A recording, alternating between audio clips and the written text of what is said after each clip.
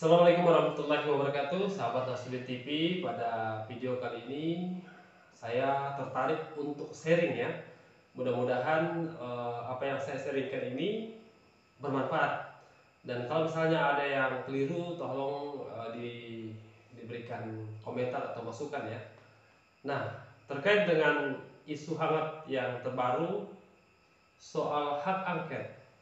Nah, apa itu hak angket? Tentu kita penasaran, apa ya? Mungkin teman-teman sekalian ada yang penasaran, sahabat-sahabat sekalian juga bertanya-tanya ya, yang menyaksikan video ini. Mari kita sama-sama cari tahu ya. Nah, oke.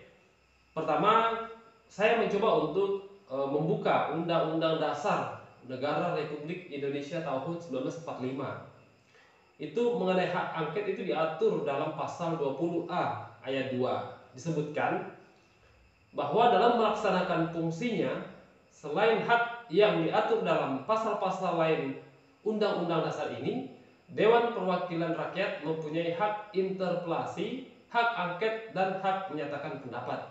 Jadi hak angket itu adalah hak yang dimiliki oleh DPR secara kelembagaan. Nah, kemudian hak angket juga terdapat di dalam pasal 79 ayat 3 Undang-Undang Nomor 17 Tahun 2014. Nah, di situ disebutkan bahwa hak angket merupakan hak DPR untuk melakukan penyelidikan terhadap pelaksanaan undang-undang dan atau kebijakan pemerintah yang berkaitan dengan hal penting, strategis, dan berdampak luas pada kehidupan bermasyarakat, berbangsa, bernegara yang diduga bertentangan dengan peraturan perundang-undangan. Nah, isu hangatnya itu kan soal kecurangan ya yang diduga terjadi di website KPU. Jadi isunya itu sudah membesar kemana-mana.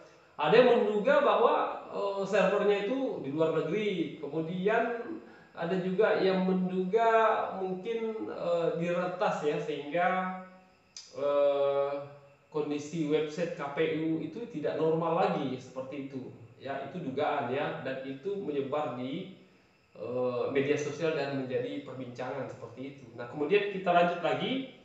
Setelah Undang-Undang Dasar, kemudian dalam Undang-Undang 17 Nomor 17 Tahun 2014 tadi, itu juga kita bisa lihat di dalam peraturan Dewan Perwakilan Rakyat atau peraturan DPR Nomor 3 Tahun 2015 tentang tata tertib. Nah, di situ juga disebutkan bahwa hak angket sebagaimana dimaksud dalam pasal 79 ayat 1 huruf B itu diusulkan paling sedikit 25 orang anggota DPR dan lebih dari satu fraksi. Nah, kalau kita melihat komposisi dari partai koalisi pendukung Amin, gitu ya, saya sudah coba buatkan tadi tabulasinya di sini. Jadi kalau kita lihat partai pendukung koalisi Amin itu PKB, Nasdem, dan PKS. Nah, kalau kita hitung jumlah kursi, PKB itu di DPR kursinya 58. Kemudian Nasdem itu 59 dan PKS 50. Kalau di total itu sekitar 167 kursi dari 575. Oke. Jadi partai koalisi Amin ini baru sebesar 160 sebanyak 167 kursi atau sekitar 29%. Nah, oke. Kalau misalnya kita mengacu kepada tata tertib tadi, ya syaratnya itu paling sedikit 25 orang. Oke. Untuk pengusulan bisa karena fraksinya ada PKB, Nasdem, PKS, artinya lebih dari satu fraksi dan jumlah anggota dewannya juga lebih dari yang diminimalkan begitu ya, lebih dari 25. Tetapi nantinya ketika dimintai persetujuan di sidang tertinggi, ada namanya sidang paripurna, itu seperti apa namanya, untuk menyetujui RUU itu harus dibawa ke sidang tertinggi di DPR, yaitu yang dikenal dengan namanya sidang paripurna. Nah, nanti di situ mentoknya. Karena untuk mendapatkan persetujuan itu harus ya, kalau tidak salah itu lebih dari 50% ya. Seperti itu. Nah, Oleh karena itu saya melihat ada pernyataan dari Pak Ganjar untuk membuka pintu ya, pintu untuk berkoalisi, mengajukan hak angket, membuka ruang ya, membuka komunikasi, kira-kira seperti itu. Nah, kalau kita lihat partai pendukung dari Pak Ganjar Mahfud itu kan ada PDI dan P3. Nah, PDI sendiri kursinya itu sebanyak 128, kemudian P3 19. Kalau di total itu sekitar 147 atau sekitar 26%. Oke. Jadi kalau misalnya partai pendukung dari Ganjar Mahfud dan Amin digabungkan itu sudah mencukupi ya lebih dari 50% atau 55%. Nah, 55% atau sekitar 314 kursi. Jadi memang mudah-mudahan ya, mudah-mudahan bisa menyatu antara partai pendukung dari Amin ini dan Pak Ganjar Mahfud. Nah, supaya nanti ketika dimintai persetujuan di sidang tertinggi di DPR itu tidak menemui jalan buntu seperti itu, sehingga hak angket ini bisa dijalankan. Nah, kira-kira gambarannya seperti itu ya. Jadi kalau misalnya ada yang keliru, tolong sahabat-sahabat sekalian komen di bawah supaya menjadi koreksi ya, karena saya juga ini sama-sama, kita sama-sama, saya baru belajar juga ini. Nah, artinya apa?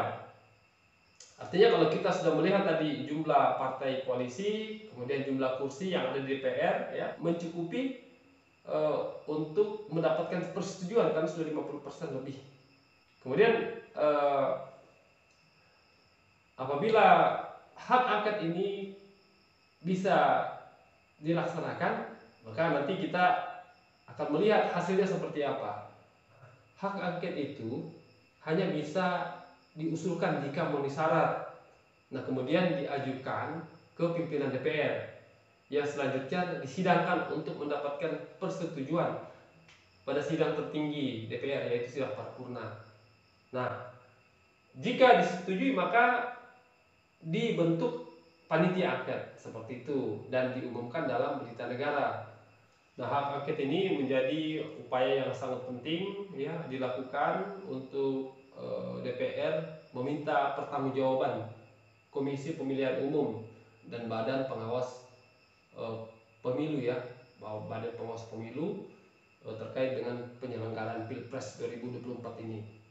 Nah, karena penyelenggaraan Pilpres tahun 2024 ini diduga syarat dengan kecurangan yang terstruktur, sistematis dan masif seperti itu. Ini yang lagi ramai di media sosial seperti itu.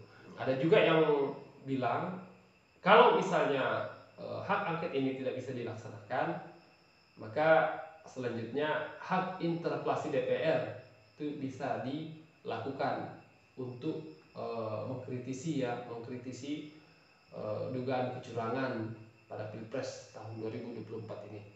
Jadi mungkin itu yang bisa saya sharingkan pada video kali ini pada sahabat-sahabat sekalian, terutama pendukung Amin. Mari kita doakan supaya perjuangan Amin ini, jadi saya senang ya lihat di Instagramnya tim hukum Amin itu semangatnya luar biasa untuk menempuh upaya-upaya dalam rangka menegakkan keadilan seperti itu ya. Jadi mungkin itu yang bisa saya sharingkan, semoga ada manfaatnya.